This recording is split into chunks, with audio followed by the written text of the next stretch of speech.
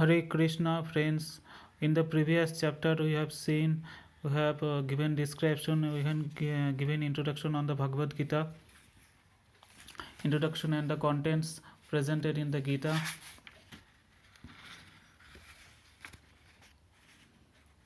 The critics praised Bhagavad Gita as the commentaries and Bhagavad Gita as it is. The second edition, we have given the contents. Now we will move forward to the commentaries of Srila we will move forward to the commentaries about the Bhagavad Gita given by by His Divine Grace A.C. Bhaktivedanta Swami Prabhupada, founder Acharya of the International Society for Krishna Consciousness. As Bhaktivedanta Srila Prabhupada says in the preface about the Gita, originally I wrote Bhagavad Gita as it is, in the form in which it is presented now. When this book was first published, the original manuscript was unfortunately cut short to less than 400 pages, without illustrations and without explanations for most of the original verses of the Srimad Bhagavad Gita. In all of my other books, Srimad Bhagavatam, Sri Isha Upanishad, etc., the system is that I give the original verse its English translation, word for word, Sanskrit, English, equivalence, translations and purports. This makes the book very authentic and scholarly and makes the meaning self-evident. I was not very happy, but therefore, when I had to minimize my original manuscript. But later, when the demand for Bhagavad Gita as it is considerably increased, I was requested by many scholars and devotees to present the book in its original form. Thus, the present attempt is to offer the original manuscript of this great book of knowledge with full parampara explanation in order to establish the Krishna consciousness movement more soundly and progressively. Our Krishna consciousness movement is genuine, historically authorized nature as and transcendental due to its being based on Bhagavad Gita as it is. It is gradually becoming the most popular movement in the entire world, especially amongst the younger generation. It is becoming more and more interesting to the older generation also. Older gentlemen are becoming interested so much so that the fathers and grandfathers of my disciples are encouraging us by becoming life members of our great society, the International Society for Krishna Consciousness. In Los Angeles, many fathers and mothers used to come to see me to express their feelings of gratitude for my leading the Krishna consciousness movement throughout the entire world. Some of them said that it is great fortunate for the Americans that I have started the Krishna consciousness movement in America. But actually the original father of this movement is Lord Krishna himself, since it was started a very long time ago, but it is coming down to human society by disciplic succession. If I had credited in this connection, it does not belong to me personally, but it is due to my eternal spiritual master, His Divine Grace, Om Vishnupad Paramahamsa Parivrajakacarya 108 Sri Srimad Bhakti Siddhanta Saraswati Goswami Maharaj Prabhupada.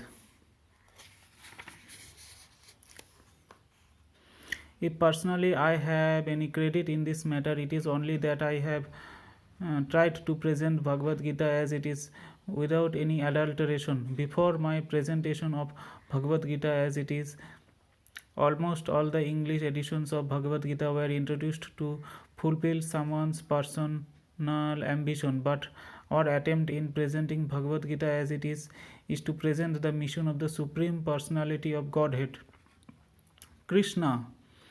Our business is to present the will of Krishna, not that of any mundane specular like the politician, philosopher or scientist, for they have very little knowledge of Krishna, despite all their other knowledge. When Krishna says, Man mana bhava mad bhakto mad yaji mam namas kuru, etc. We, unlike the so-called scholars, do not say that Krishna and his inner spirit are different. Krishna is absolute, and there is no difference between Krishna's name, Krishna's form, Krishna's qualities, Krishna's pastimes, etc. This absolute position of Krishna is difficult to understand for any person who is not a devotee of Krishna in the system of parampara, disciplic succession. Generally, the so-called scholars, politicians, philosophers, and swamis, without prefer without perfect knowledge of Krishna, try to banish or kill Krishna when writing commentary on Bhagavad Gita. Such unauthorized commentary upon Bhagavad Gita is known as Mayavad Bhasya, and Lord Chaitanya has warned us about this unauthorized man. Lord Chaitanya clearly says that anyone who tries to understand Bhagavad Gita from the Mayavadi point of view will commit a great blunder.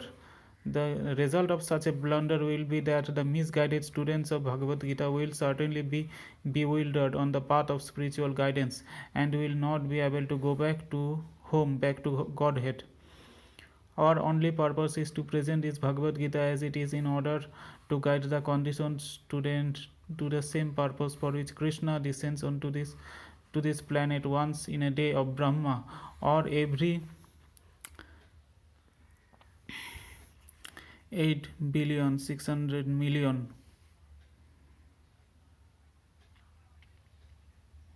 years.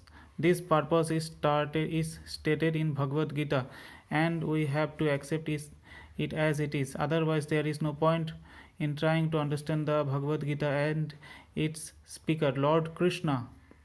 Lord Krishna first spoke Bhagavad Gita to the sun god some hundreds of millions of years ago. We have to accept this fact and thus understand the historical significance of Bhagavad Gita without misinterpretation on the authority of Krishna. To interpret Bhagavad Gita without any reference to the will of Krishna is the greatest offense.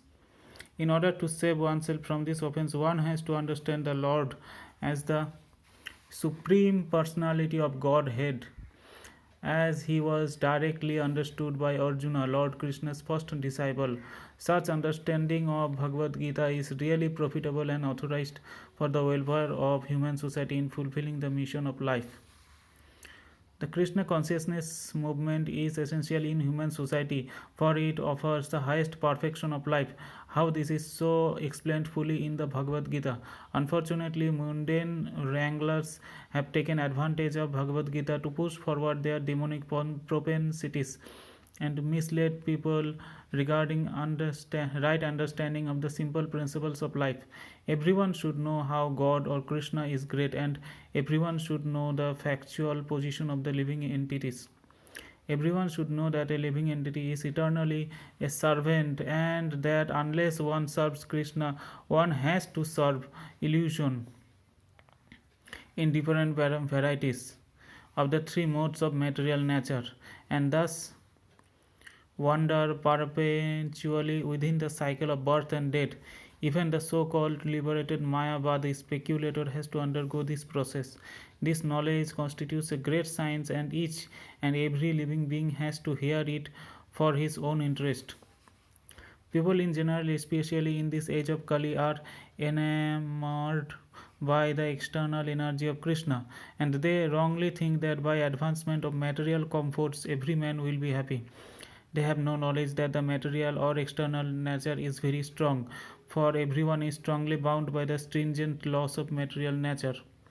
A living entity is happily the part and parcel of the Lord, and thus his natural function is to render immediate service to the Lord.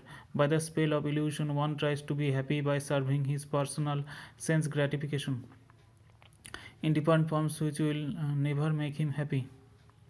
Up to this part, we will continue on the next part about the commentaries of Bhagavad Gita by A.C. Bhaktivedanta Swami Prabhupada. Jai Srila Prabhupada ki Jai. Thank you.